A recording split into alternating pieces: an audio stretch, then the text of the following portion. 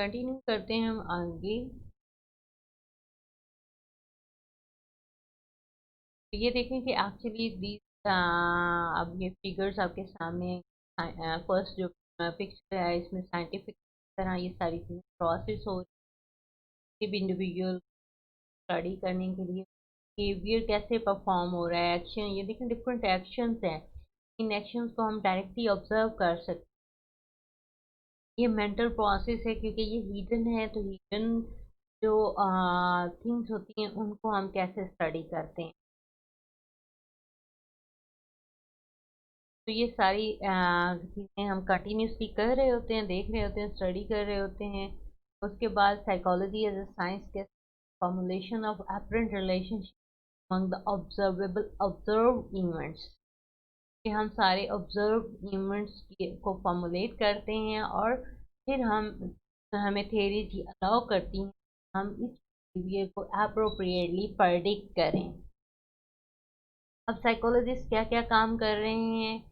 पहले तो वो प्योर रिसर्चेस कर रहे हैं on individual behaviours, on no immediate application research पर टेक करें आप। फिर अप्लाइड रिसर्च है कि diagnose to find the solution to specific personal और सोशल प्रॉब्लम।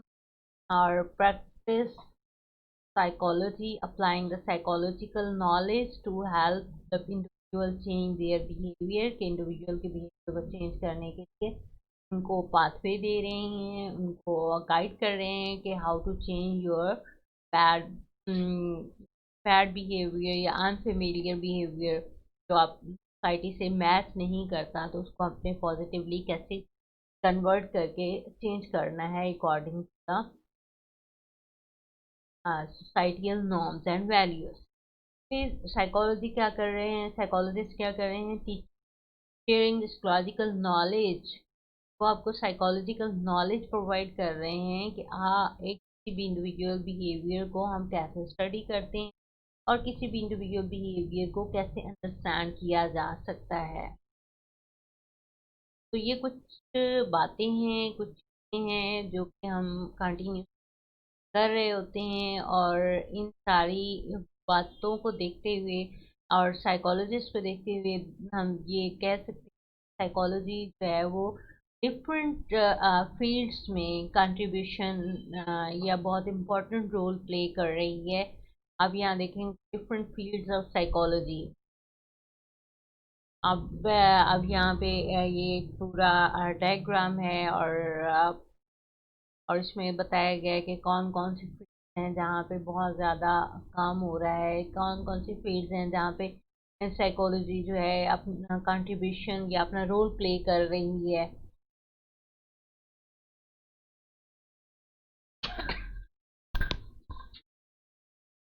ये डिफरेंट फील्ड्स ऑफ साइकोलॉजी हैं जिसमें first one and important one is clinical psychology. Clinical psychology is very important, help people with psychological disorder adjust the demand of life। कि ये लोगों के different physiological disorders होते हैं उनकी demand just the demand of life, जो life की demand होती है उसके अकॉर्डिंगली उसकी हेल्प करते हैं। लेकिन साइकोलॉजिकल डिसऑर्डर्स हैं क्या? क्लिनिकल साइकोलॉजिस्ट से पहले एक होते अबनॉर्मल साइकोलॉजी। अबनॉर्मल साइकोलॉजी जो है वो डील करती है sign and symptoms and duration of any psychological disorder. और ये डिसऑर्डर्स जो हैं कौन कौन से हैं? जैसे लाइक एंजाइटी डिसऑर्डर्स हैं। एंजाइटी डिसऑर्डर में फोबियाज आ जाते हैं। इसकी टू टाइप्स हैं, स्पेसिफिक फोबिया है एंड सोशल फोबिया है। ये सोशल स्पेसिफिक फोबिया आपको डिफरेंट मतलब इंसेक्ट से है, हाइट से है, वाटर से है, सारे फोबियाज हैं। सोशल फोबिया में आपके सोशल सोशल एंजाइटी भी कहते हैं, फोबिया भी कहते हैं। या जो है आपको लोगों के साथ avoidance behaviour in social situation, आप लोगों के साथ या प्रॉपरली इंटरेक्ट नहीं करते। और प्रोवाइड करते हैं इन सोशल सिचुएशन के अलावा। जनरलाइज एंजाइटी होती है, ये extensive worry about anything, any any situation. ठीक है, ओसीडी ऑब्सेसिव कंपल्सिव डिसऑर्डर्स के आपके थॉट्स हैं या जो बिहेवियर्स हैं, कंपल्जन, वो थोड़े से अनरियलिस्टिक थॉट्स के बार बार थॉट्स आ रहते हैं कि इधर लॉक लगाया है कि नहीं। अब जब इसको आप एक्शन में करेंगे बिहेवियर में, तो वो ऑब्सेशंस और कंपल्जन को जाके आप परफॉर्म करेंगे the lock. Sometimes some people say that कि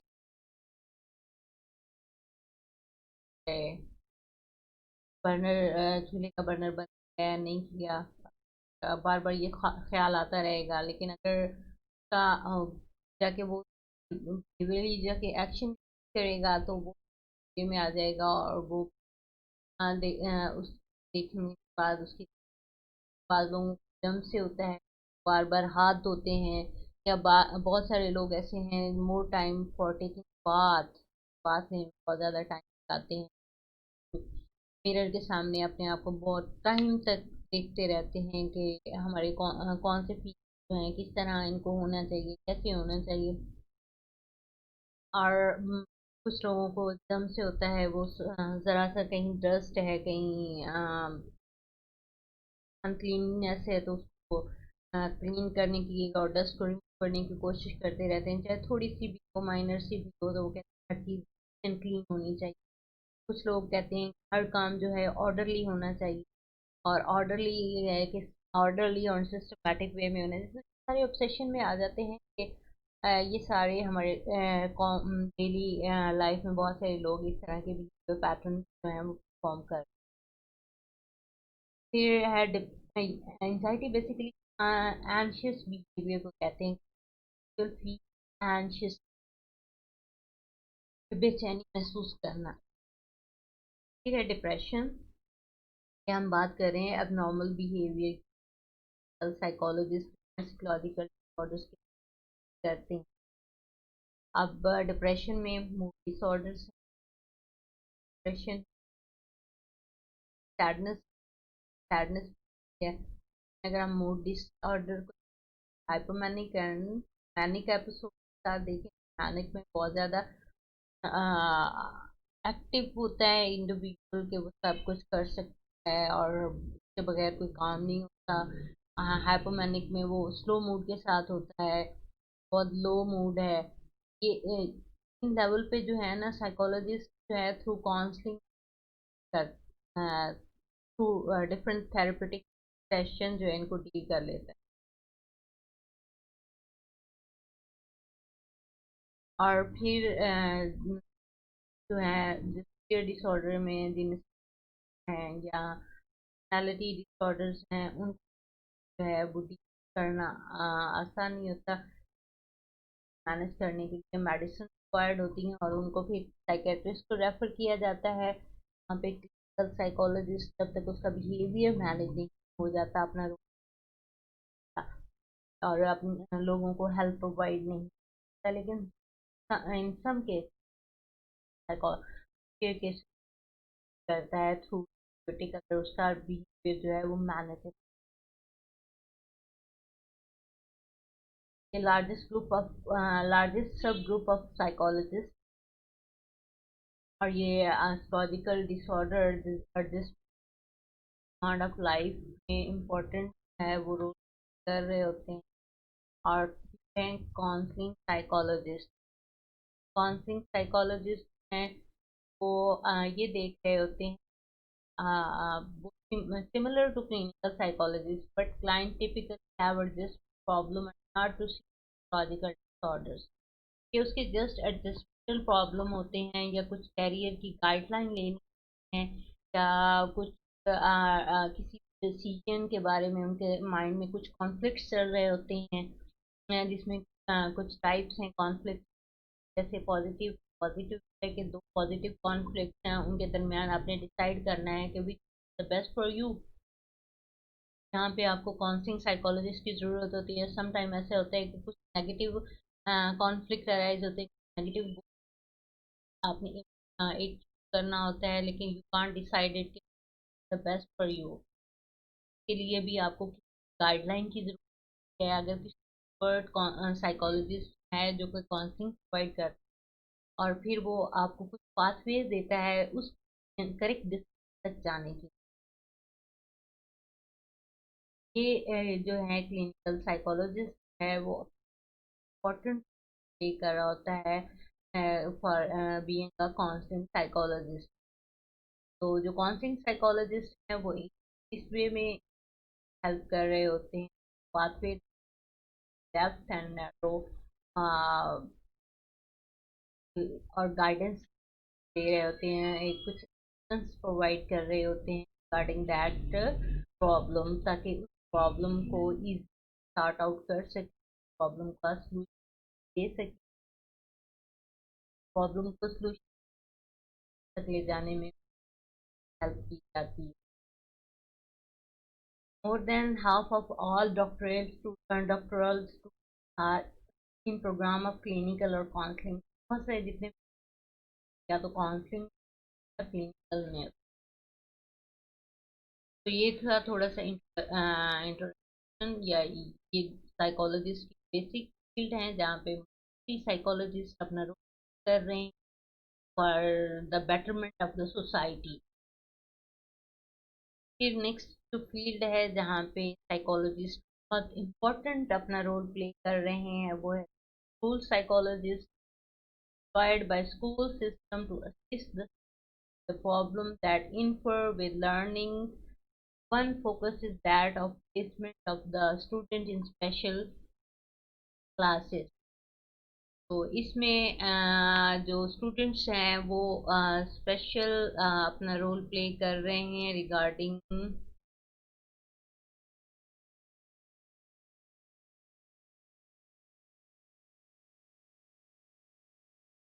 और इसमें जो स्कूल साइकोलॉजिस्ट बहुत कर रहे हैं, और उसमें कर रहे हैं स्कूल अगर प्रॉब्लम लर्निंग में कुछ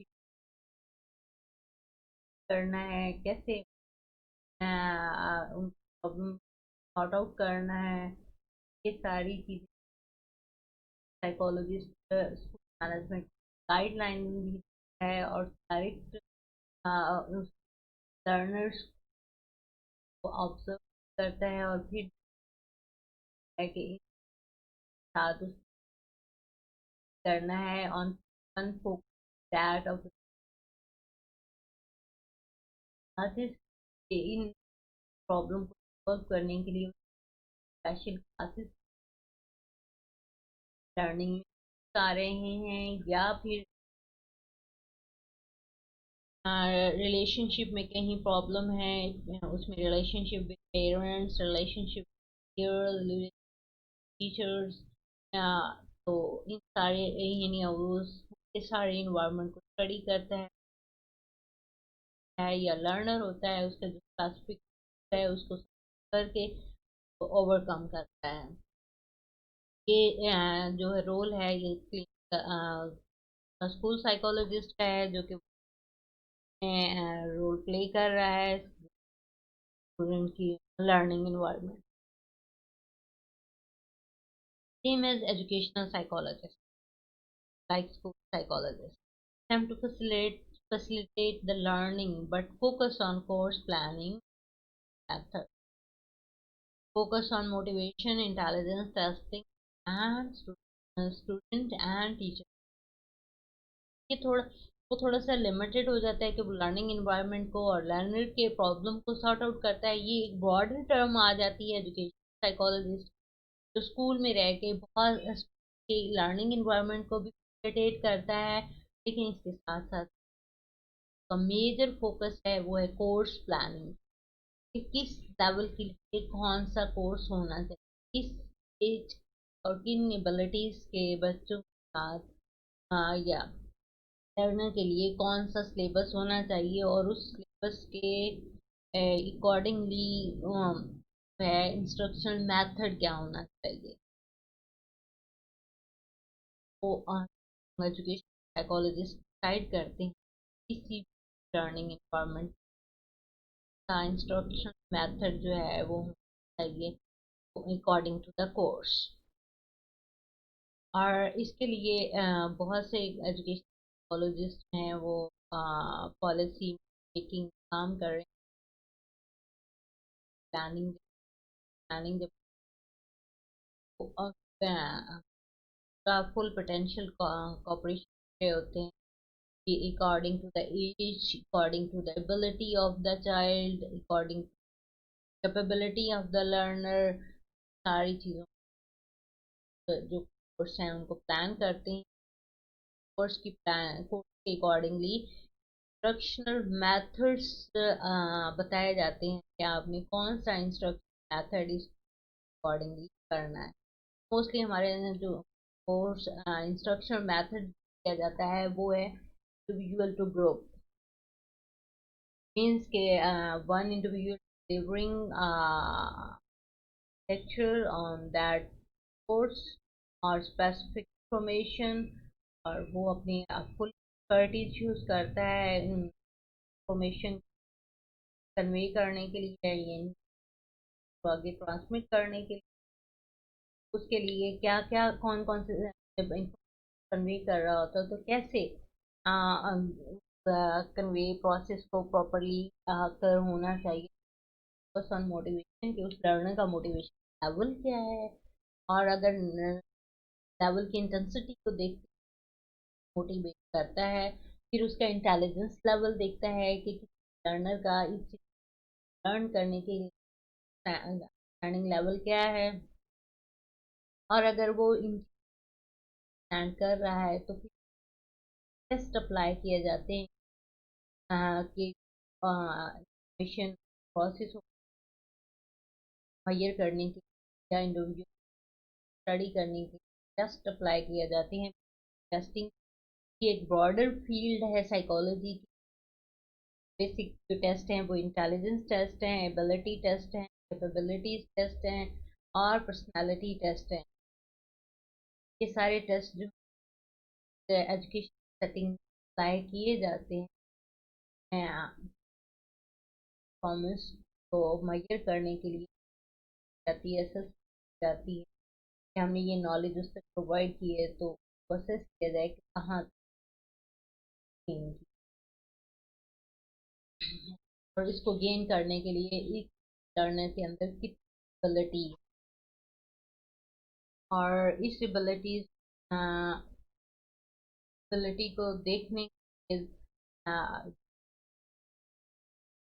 कैपेबिलिटी रहती है, कैपेबल है इन सारी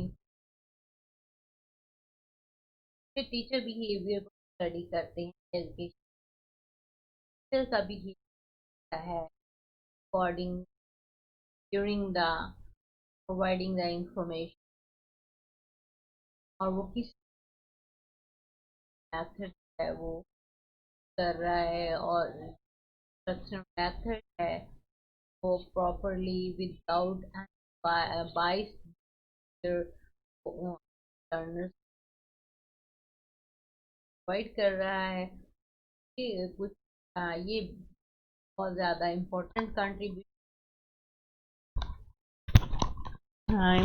कंट्रीब्यूशन है एजुकेशनल साइकोलॉजिस्ट का। और ये एजुकेशनल साइकोलॉजिस्ट जो हैं बहुत किसी भी एजुकेशनल सिस्टम में इम्पोर्टेंट होते हैं कि ये सारी जितनी भी अमेंडमेंट्स हैं, ये डेवलपमेंट हैं regarding the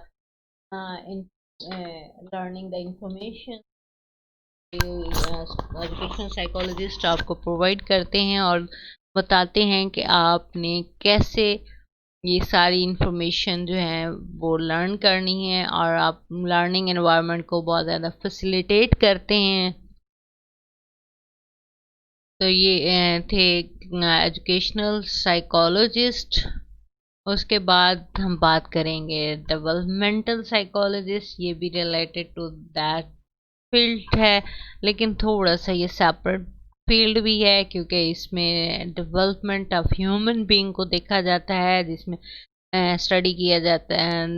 developmental psychology study the changes physical, cognitive, social and personality that occur throughout the lifespan। के पूरे लाइफ स्पैन में इंडिविजुअल के जो चेंजेस अकर होती हैं इन डिफरेंट लेवल्स, तो वो क्या है? फिजिकल चेंजेस किन किन स्टेजेस पे अकर होती हैं, वो cognitive and social and personality. और ये चेंजेस किस तरह अकर होती हैं, किन स्टेजेस में कौन कौन सी चेंजेस जो हैं वो अकर होती हैं। बेसिकली 4 स्टेजेस ऑफ लाइफ: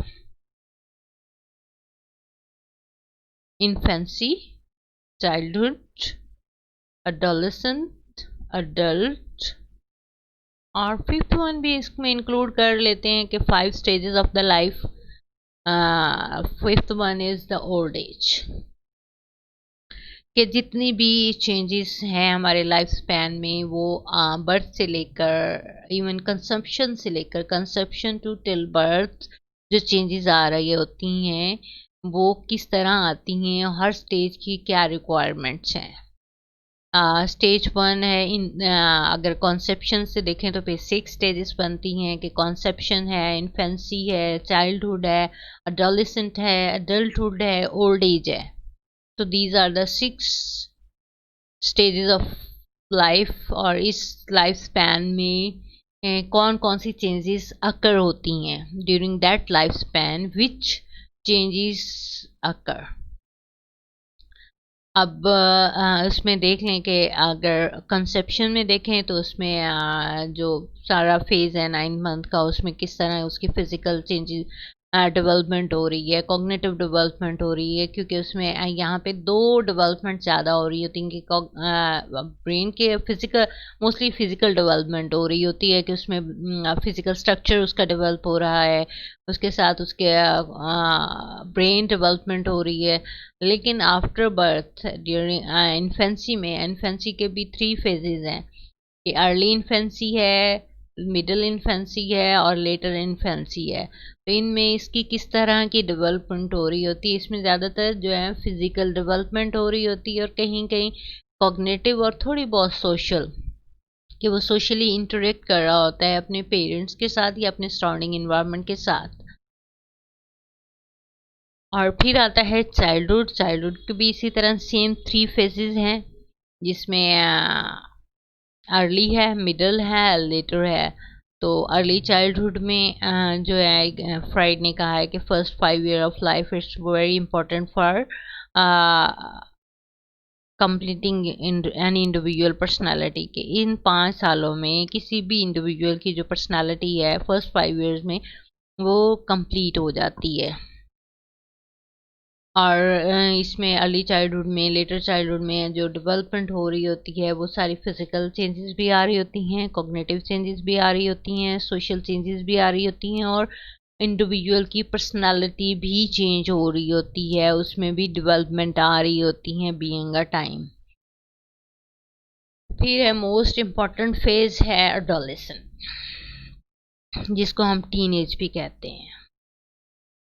और यहाँ पे बहुत ज़्यादा फिज़िकल चेंजेस आती हैं किसी भी इंडिविजुअल का। पबर्टी स्टेज है कि वो अडल्ट यंग है और यंग अडल्ट में जा रहा है, तो उसमें फिज़िकल चेंजेस बहुत ज़्यादा आ जाती हैं, जिसको हम पबर्टी कहते हैं।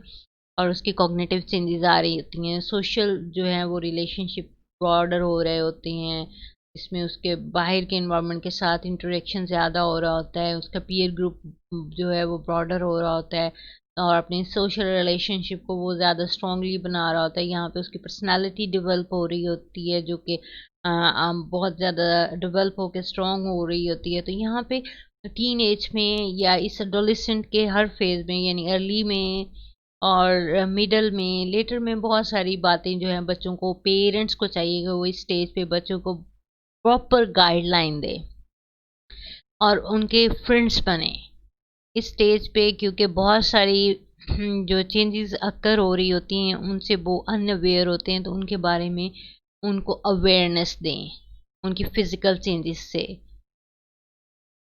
कॉग्निटिव चेंजेस में अगर उनका कॉग्निटिव स्पैन बढ़ रहा है और कॉग्निशन वो कॉग्निटिवली एक्टिव हो रहे हैं, तो उसमें देखें कि आपके बच्चे के अंदर एबिलिटीज़ क्या हैं, किन कैपेबिलिटीज़ क्या हैं, उसके अकॉर्डिंगली उसको गाइडलाइन प्रोवाइड करें।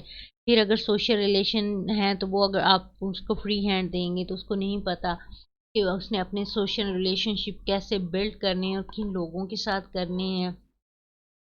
पर्सनालिटी में फिर पर्सनालिटी में अगर देखें तो पर्सनालिटी डेवलपमेंट भी हो रही होती है, उसमें भी पेरेंट्स की गाइडलाइन की ज़रूरत होती है कि उसने पेरेंट्स ने गाइड करना होता है कि किस टाइम इस में चेंजेस किस तरह की आ रही होती हैं और उन चेंजेस के साथ उसकी पर्सनालिटी को स्ट्रेंथन किस तरह करना है। क्योंकि टीन एज में बहुत सारे बिहेवियर हैं जिनमें सबसे ज़्यादा एग्रेशन और आई एम ऑलवेज राइट, ये वाले बिहेवियर हैं। तो पेरेंट्स को चाहिए कि इस स्टेज पे बच्चों को प्रॉपरली गाइडलाइन प्रोवाइड करें और उनके एग्रेशन के जवाब में एग्रेसिव बिहेवियर परफॉर्म नहीं करें। और जब वो कहते हैं कि आई मीस, यहाँ पे इंडिविजुअल का सेल्फ कॉन्सेप्ट भी बिल्ड हो रहा होता है, मी आई एम। तो इस सेल्फ कॉन्सेप्ट को आपने अच्छे वे में, स्ट्रॉन्गर वे में बिल्ड करने में उसकी हेल्प करनी है, ना कि उसके लिए नेगेटिव सोर्सेस डेवलप करें और नेगेटिवली सेल्फ कॉन्सेप्ट ले ले। और अगर आप पॉजिटिवली उसको करेंगे तो उसके अंदर पॉजिटिव चेंजेस डेवलपमेंट होगी और पॉजिटिव उसकी पर्सनालिटी, जो पॉजिटिव ट्रेट्स हैं उसकी पर्सनालिटी का पार्ट्स बनेंगी। तो उसके बाद एडोलेसेंट, लेटर एडोलेसेंट के बाद अर्ली अडल्टहुड स्टार्ट होता है। अडल्टहुड का पीरियड स्टार्ट होता है जिसमें फिर 3 फेजेस हैं। ये अर्ली अडल्टहुड है, यहाँ पे वो अपने कैरियर की कंप्लीट करता है और अपनी एजुकेशन कंप्लीट करता है और अपना कैरियर स्टार्ट करता है। और 20 जो उसका मिडल है वहाँ पे वो अपनी हर चीज़ के पीक पे होता है। और पीक पे होने का मतलब ये है कि वो फुली ग्रूम होता है। वो फिजिकल जो उसकी चेंजेस हैं वो वहाँ पे आके वहाँ अपनी हाई इंटेंसिटी के साथ होती हैं, कॉग्निटिव हैं, सोशल हैं, पर्सनालिटी है। तो यहाँ पे जो इस मिडिल लेवल पे आके, एडल्टहुड में मिडिल लेवल पे आके एक पीक पे होता है एक इंडिविजुअल। यहाँ पे वो अपना कैरियर स्टैब्लिश करता है और कैरियर के साथ फैमिली बनाता है और उस फैमिली के साथ वो आगे चलता है। उसके बाद लेटर में उसके थोड़ा सा जो है वो पोटेंशियल जो कम होना स्टार्ट हो जाता है। और जब लेटर एंड होता है तो एक डिक्लाइनेशन का पीरियड स्टार्ट होता है और इस डिक्लाइनेशन में जो चेंजेस, फिजिकल कुछ चेंजेस आती हैं, कुछ कॉग्निटिव चेंजेस आती हैं, कुछ सोशल चेंजेस आती हैं, या और पर्सनैलिटी में तो जाहिर है ऑब्वियसली कुछ चेंजेस बीइंग अ टाइम आती ही रहती हैं। तो फिर ओल्ड एज स्टार्ट होती है। ओल्ड एज के भी वही 3 फेजेस हैं, जैसे अर्ली ओल्ड एज है, लेटर मिडल है और लेटर है, और देन डिसअपियर डिसअपियरिंग।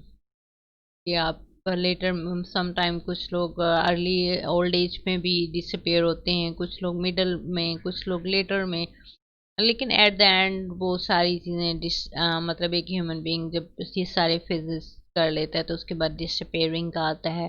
तो ये यहाँ पे जितनी भी ये सारी चेंजेस होती हैं इसमें डेवलपमेंटल साइकोलॉजिस्ट आपकी हेल्प करते हैं at every stage of the life span. जो 6 स्टेजेस हैं, जो conception, infancy, childhood, adolescent, adulthood, old age. तो इन सारी स्टेजेस में जो भी चेंजेस अकर होती हैं, कहीं भी प्रॉब्लम आते हैं, आपके फिजिकल चेंजेस हैं, कॉग्निटिव हैं, सोशल हैं, पर्सनालिटी से रिलेटेड हैं, तो डेवलपमेंटल साइकोलॉजिस्ट इस पे आपको बहुत ज़्यादा हेल्प प्रोवाइड कर रहे होते हैं। और मोस्ट प्रोबेबली आपको डिफरेंट पाथवे भी दे रहे होते हैं जिसमें आप देख रहे हैं कि जो डेवलपमेंटल साइकोलॉजिस्ट हैं वो क्या कंट्रीब्यूशन दे रहे हैं। अब ये आपने मैंने डिटेल में बताया कि डेवलपमेंटल साइकोलॉजिस्ट जो हैं क्या कंट्रीब्यूट कर रहे हैं being a psychologist in developmental phase में, कि एक ह्यूमन बीइंग किस तरह डेवलप होता है, उसके डेवलपमेंटल जो स्टेजेस हैं वो उसमें जो चेंजेस आ रही होती हैं वो कैसे आ रही होती हैं। तो इन सारे चेंजेस को और डेवलपमेंटल साइकोलॉजिस्ट जो है वो स्टडी करता है। फिर है personality psychologist. Personality psychologist, personality psychologist focus on identifying and measuring the human traits। कि पर्सनालिटी जो साइकोलॉजिस्ट है वो एक ह्यूमन बीइंग की ट्रेट्स को मेजर करता है। You know your about your traits, personality traits. पहले तो इसमें मैं आपको बता दूं कि पर्सनालिटी क्या है, enduring characteristics of any individual.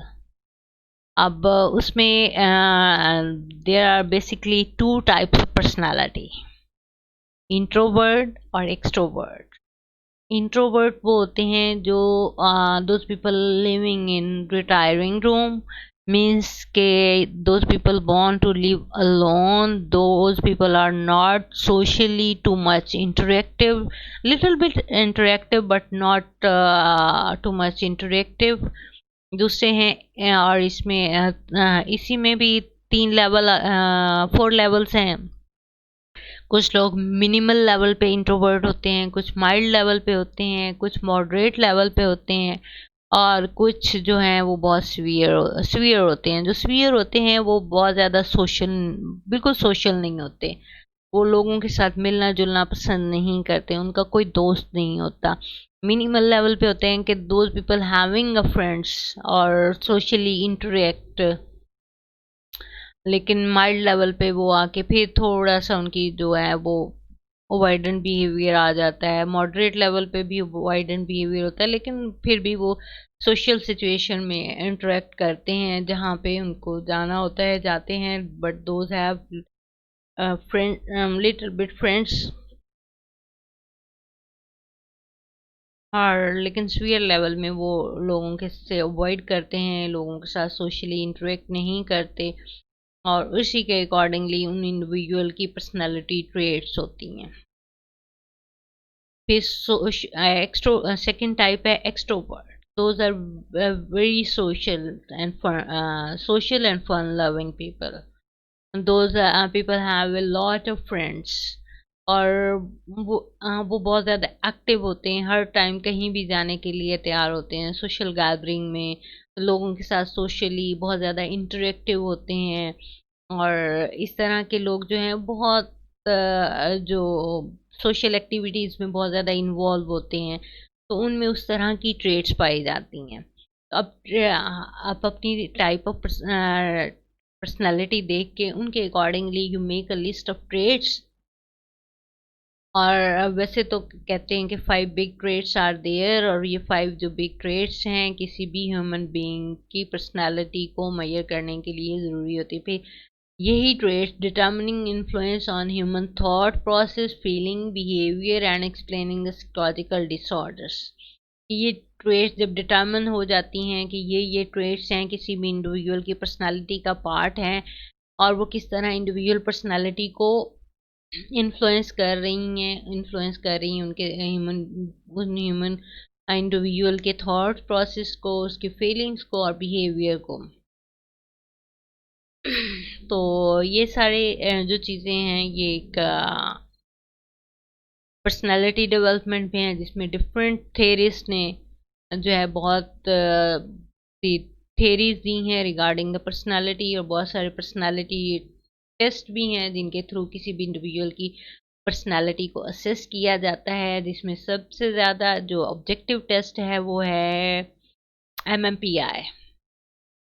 ये इसमें 399 आइटम हैं, इसके ज़रिए हम किसी भी इंडिविजुअल की पर्सनालिटी को मेजर कर सकते हैं। इसके अलावा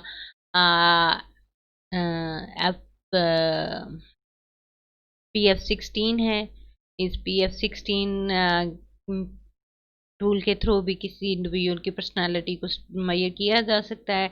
ये कुछ ऑब्जेक्टिव टेस्ट हैं, इसके अलावा कुछ प्रोजेक्टिव टेस्ट भी हैं, लाइक टैट है, टीएटी है।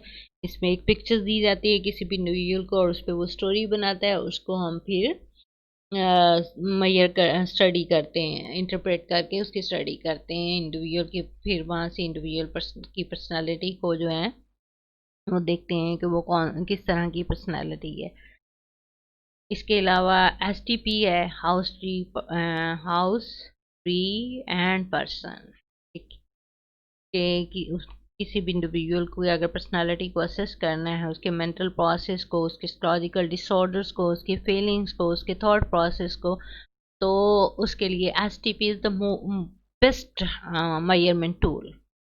और इसके ज़रिए जो है वो उसकी पर्सनालिटी को जो है वो स्टडी किया जाता है।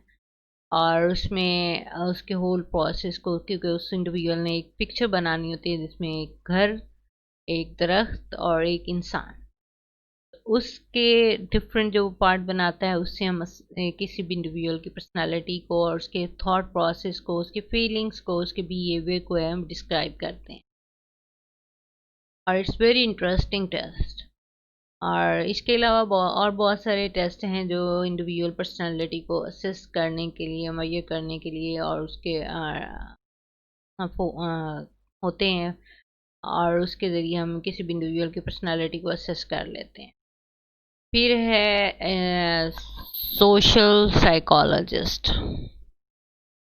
Social psychologist is most important psychologist.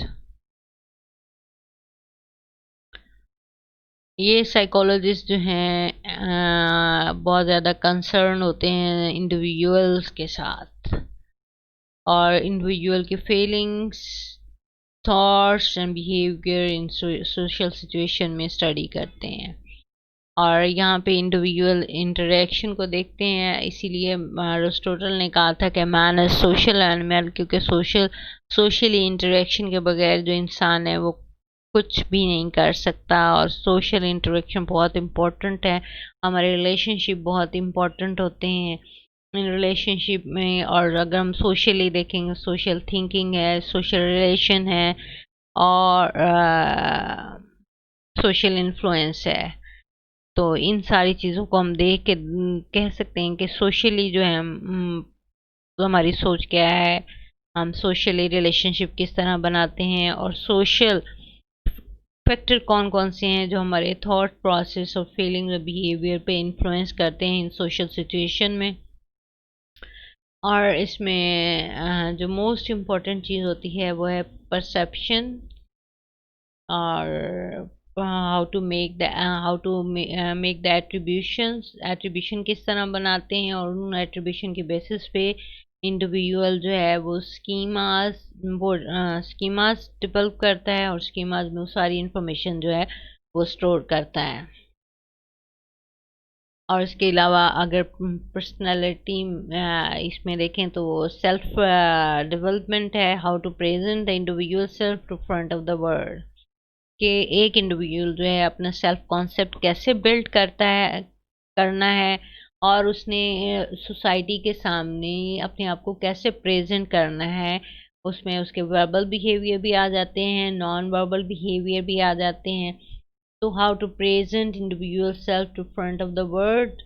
और ये सारी जो टेक्निक्स हैं ये आपको सोशल साइकोलॉजिस्ट जो हैं वो लर्न करवाता है, आपकी इस सेल्फ कॉन्सेप्ट को बिल्ड करने में हेल्प करता है। फिर है environmental psychologist. Study how people and environment influence to each other, कि लोग किस तरह इन्वायरमेंट को इन्फ्लुएंस करते हैं और कैसे इन्वायरमेंट से इन्फ्लुएंस होते हैं। तो इसमें बहुत सारे फैक्टर्स हैं, जैसे नॉइज़ है, पोल्यूशन है, ये इन्वायरमेंट को इन्फ्लुएंस कर रहे हैं, और उस इन्वायरमेंटल इन्फ्लुएंस से लोग इन्फ्लुएंस्ड हो रहे होते हैं। तो इन्वायरमेंटल साइकोलॉजिस्ट जो हैं उनकी study the ways to encourage the recycling, कि इन्वायरमेंट में जो चीज़ें एग्जिस्ट कर रही होती हैं, जो कि प्रॉब्लम क्रिएट कर रही हैं, जिनकी वजह से किसी भी इंडिविजुअल में स्ट्रेस जो है वो ज़्यादा इंक्रीज हो रहा होता है, तो उसको ओवरकम करने के लिए रिसाइकलिंग का प्रोसेस जो है वो इन्वायरमेंटल साइकोलॉजिस्ट बताते हैं और पूरी गाइडलाइन देते हैं कि जब इन्वायरमेंट चेंज होता है तो how to deal with that, और उस इन्फ्लुएंस से कैसे आपने इन्वायरमेंटल इन्फ्लुएंस से कैसे किसी ह्यूमन बीइंग ने ओवरकम करना है और कैसे इस सारे प्रोसेस से बाहर आना है। तो ये इन्वायरमेंटल साइकोलॉजिस्ट का रोल है। उसके बाद another field is very important, experimental psychologist. Those people are conduct the experiments, specialize in basic process such as the nervous system, sensation and perception, learning, memory, thought, motivation and emotion। तो basically ये human brain के साथ काम करते हैं, human brain के साथ काम करते हैं। और ह्यूमन ब्रेन में ये सारी चीज़ें कि आपका नर्वस सिस्टम किस तरह काम कर रहा है, इस नर्वस सिस्टम में क्या क्या चीज़ें हैं, और ये नर्वस सिस्टम जो है कैसे अकर हो रहा है, इस नर्वस सिस्टम से कैसे स्टिमुलेशन मिलती है फॉर द सेंसेशन, और सेंसेशन आगे जो है उसमें कौन कौन सी सेंसेशन जो है वो ज़्यादा एक्टिवली रोल प्ले करती हैं फॉर द परसेप्शन। अब सेंसेशन में विजुअल परसेप्शन है, ऑडिटरी परसेप्शन है, तो विजुअल परसेप्शन विजुअल सेंसेशन जो है वो परसेप्शन में बहुत इंपॉर्टेंट रोल प्ले करती है कि यू सा the things and event and perceived it. और जब आप इस चीज़ों को परसीव कर लेते हैं तो उसको लर्न कैसे करते हैं, और लर्निंग के प्रोसेस में जब आप लर्निंग के प्रोसेस में आते हैं तो ज़ाहिर लर्निंग जब करते हैं तो उस लर्निंग को आपने सेव भी करना होता है कि जब भी अगर फर्दर कोई ऐसी सिचुएशन आती है चीज़ को आप परसीव करते हैं तो उसको आप रिकॉल कर सकें, तो वो मेमोरी में होता है कि आप उस सारे लर्निंग प्रोसेस को मेमोराइज करते हैं, और मेमोराइज के बाद थॉट प्रोसेस, और थॉट प्रोसेस में फिर मोटिवेशन है और इमोशंस हैं। मैंने पहले भी आपको बताया है कि इमोशंस जो हैं basically universally proved basic 7 emotions हैं। You make a list of those 7 emotions. तो ये सारी प्रोसेस बीइंग अ टाइम, ये सारी चीज़ें हम डिटेल में भी डिस्कस करेंगे। नर्वस सिस्टम को, सेंसेशन को, perception, learning, memory, thought, motivation and emotion, ये वो सारे टॉपिक्स हैं जो हमारे इस सब्जेक्ट से रिलेटेड हैं। तो इस सब्जेक्ट में ये सारी चीज़ें हमने डिस्कस करनी है इन डिटेल। तो हम further one by one in सारे टॉपिक्स को आगे डिस्कस करेंगे। जब हम इन टॉपिक्स को डिस्कस करेंगे तो उसमें हम इनके एक्सपेरिमेंट भी देखेंगे कि इस टॉपिक पे किस तरह के और कौन कौन से एक्सपेरिमेंट्स हुए हैं। फिर है industrial psychologist, focus on the relationship between the people and work, कि ये लोगों के काम पे और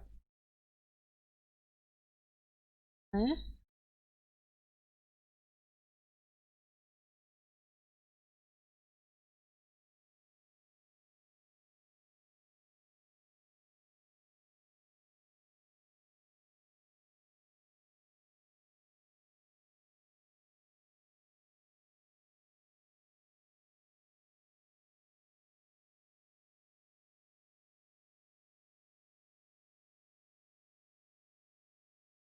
लोगों के काम के जो रिलेशन काम की जगह पे जो रिलेशनशिप होते हैं उनमें क्या प्रॉब्लम आ रही होती है, और उन सब को डिस्कस किया जाता है।